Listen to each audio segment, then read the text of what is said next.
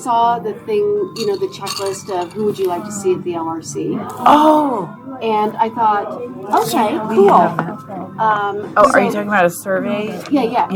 Exactly. Yes. Okay. So, for example, when I saw this, I was like, oh, interesting. Okay, cool. Start at the top. And then I thought, my next thought was housing authority. And then do you know what pie you want? Can we legit get them there? No. But guess what we could do? Yeah. Like that. And this didn't come from us. It didn't? Absolutely. This was all Julie. This is an unhoused person. This is an unhoused person. We had nothing. Okay. We got given this, just like this to I us. think, and I figured you guys did it. We did not. I think LRC.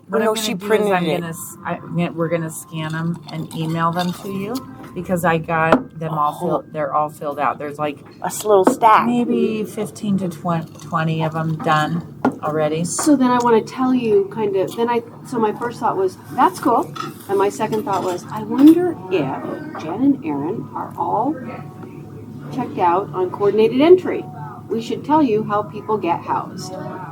Like that whole, this is how it works. And it doesn't really involve the housing authority. Mm-hmm. Well, and that's why this is all from the unhoused. Mm-hmm. That was her project. And I think she printed it out at the library or it was at the LRC. Yeah. And when we showed up, she had it and had passed it out to everybody. I like that. Yeah. I like that a lot. So we were like, she asked us, do you guys want to add anything? And we went, nope. Looks great. I don't know. I would add. But probably. I figured let them roll with it, see if they had interest in even filling it out. I didn't know what response she would get.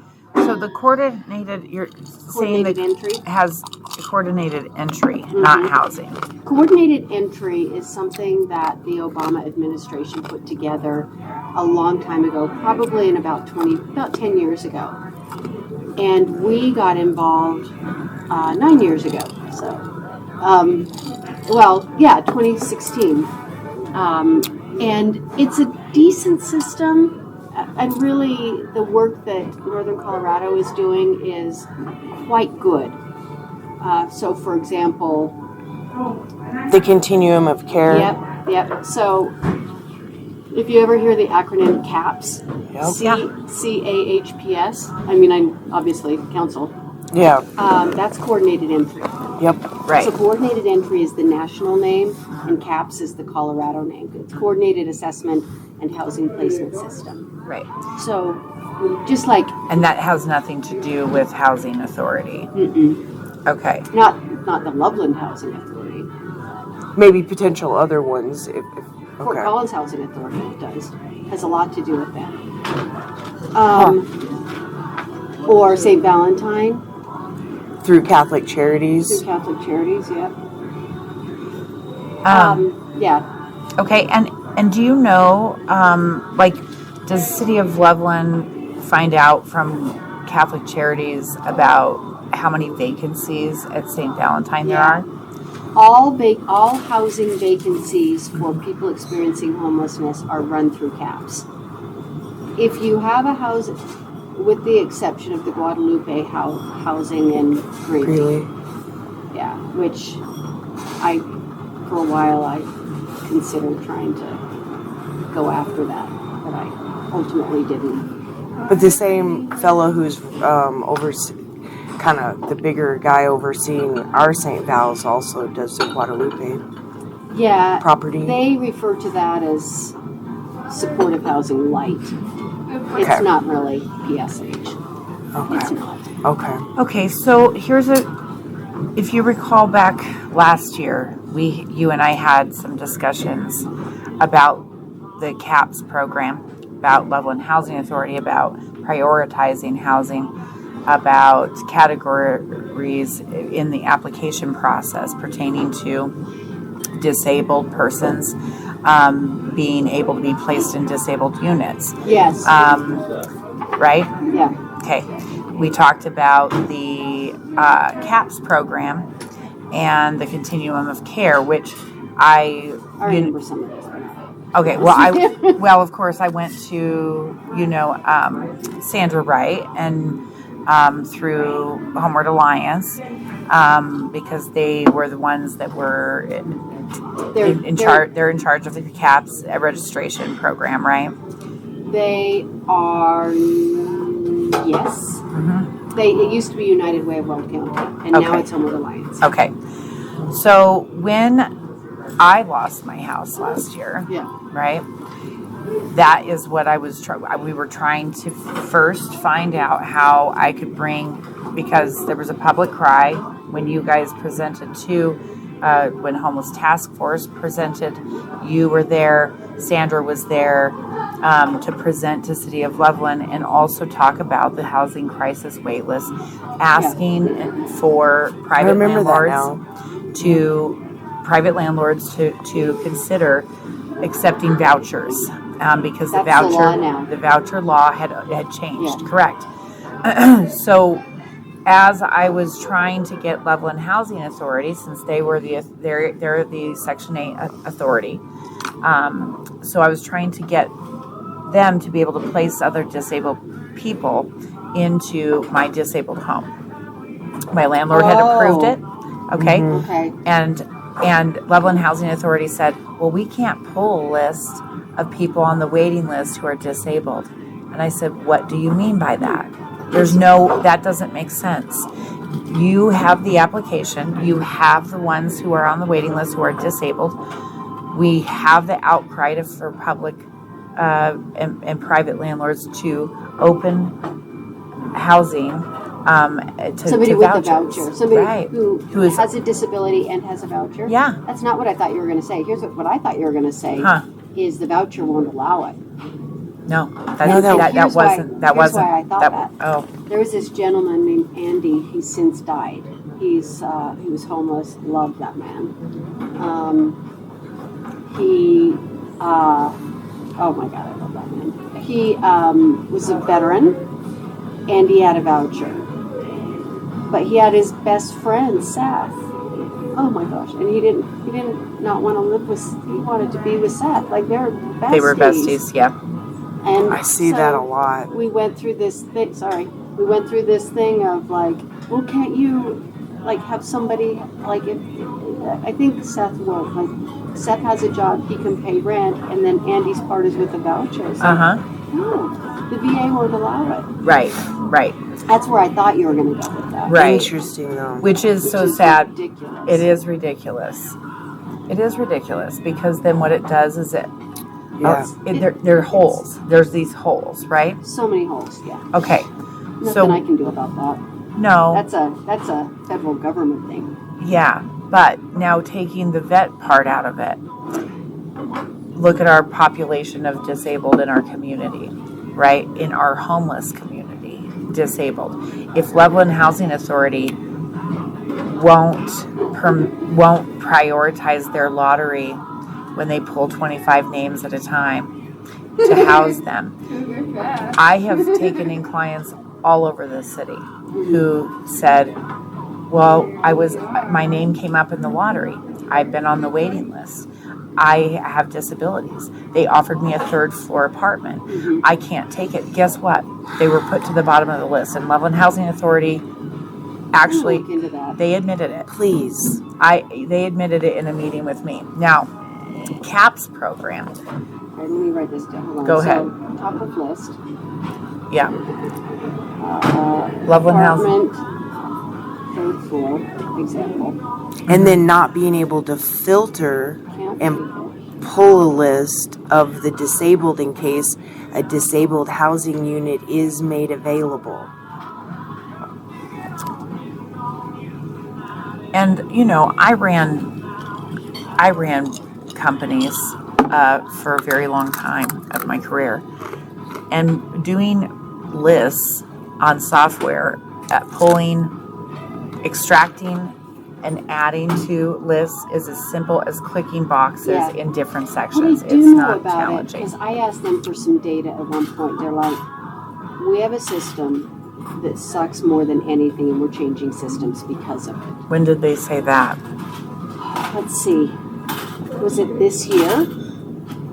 Did they get a grant for that? Do you happen to know, like maybe through Aspire or something? I wonder, because that's an infrastructure thing that funders would pay for. So I wonder if that was I don't know. I just remember at one point, I don't remember, because I ask them for data that's good news. a couple of times a day. Maybe. A couple times a year. Like I just sent him an email. In fact, that was why I was like, oh my God, I'm not watching the time. I just sent him a email saying I need this data for a year-end report. Mm-hmm. Well, and I would imagine for funders and final reporting, that's been a real pain in the ass if they've not had a good system. Well, and I wonder, like for vouchers, it could be as simple as, I don't know that they're reporting on outcomes or anything that's too technical. I mean, the voucher program is like a 3D spreadsheet of like, you can't offer another voucher because this person has a bigger family and so they're taking up more money. It's like it's not an actual voucher. You don't have like 50 vouchers and they cost what they cost. You have a certain amount of money, and as somebody reduces or increases their income, so they reduce the cost of the voucher, and they're like, okay, now we have an additional $1,500 a month. Interesting. And so we can now house one more person and pay up to $1,500. It's more like a 3D spreadsheet than it is an actual. And so is anybody following to see how long they're in this type of housing until they transition into maybe something that they're not on they don't need that assistance so that's the anymore? Purpose of Aspire. I would assume that they have data, but I don't know.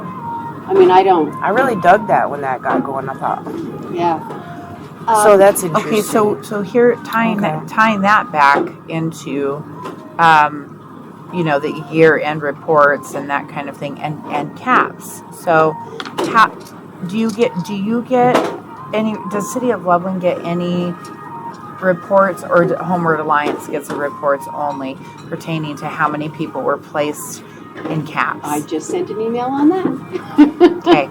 Also not watching the time, I sent an email to Homeward Alliance to say that this data used to be available and where is it, and then I sent an email to Paul and said here's my year-end, because I'm writing a year-end report to HUD, and so it used to be on the website, the NOCOCOC. Yep. Oh, okay. Yep. And I haven't been on there in a while. And I haven't either, and so I didn't find what I was looking for, so I don't know if it's buried or moved or updating it, because Okay. So that's good. I'm glad. Thank you for sending an email on that. So one of the things I discovered last year in being homeless is that I would have qualified to be, because I didn't have anywhere to go once my home was lost, right? They couldn't place anyone in my home, and the people who, because of COVID, there was all these laws, right, that had changed and parameters around me. So basically I was covering people with my life savings because they weren't paying their rent, and I had to pay mine as a house manager. So I lost everything I had, plus I lost the home because LHA wouldn't place anyone. So when that happened, the owners too. Well, no, because I paid them everything that I had to keep my home. Yeah, they didn't get screwed, but I did. But the owners were willing to work with the placement, and then I got a call saying that their license were threatened, and their realtor's license were threatened, and that they were going to have to now suddenly after 10 years, turn over their properties to a property management company. Anyway, needless to say, what I found out is that CAPS does not prioritize, and you can't even be on the list, if you have a family member that you can see on their couch. That's right. That's right. And that becomes from the federal law. And that's a federal law. Yeah. So it's how called do the they... HEARTH Act. HEARTH Act. Now. Oh, sorry. Yeah, how do they... What's the definition? So here's what's always been weird to me. And by always, I mean the last 9 years. Mm-hmm. Well, there are a couple things. But this one is like... So the HEARTH Act actually says... going to be evicted within going to be evicted. 14 days, so 2 weeks. Right, like a 2-week notice. So this is So people who are disabled, who are required by law to have a 30-day eviction notice, right? Seniors, at-risk persons, and disabled are covered. They're covered under the. They are not required to. No one is required to, or permitted to give anything less than a 30-day notice to those Right. those categories. So if the being evicted thing, and I'm seeing this a lot in wrongful evictions happening across our city. Loveland Housing Authority has been a major proponent of this too. But so has Evergreen Property Management Company, and they have been buying up, for lack of a better term, a bunch of slum properties all over our city, and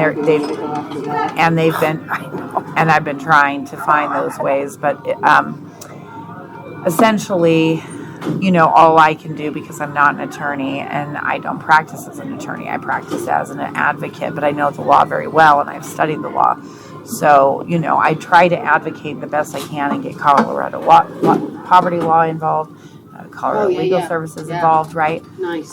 Constantly referring people to those agencies. But problem is, in evictions, right, they are expedited, and Larimer County Courthouse is just like, check, go ahead, Really? check, go ahead, oh yeah, check, go ahead, done. They're evicting people at such a rate that we don't have a way to save people's housing because they can't even obtain an attorney in Have you ever time. talked to neighbor about this? Do they have any info?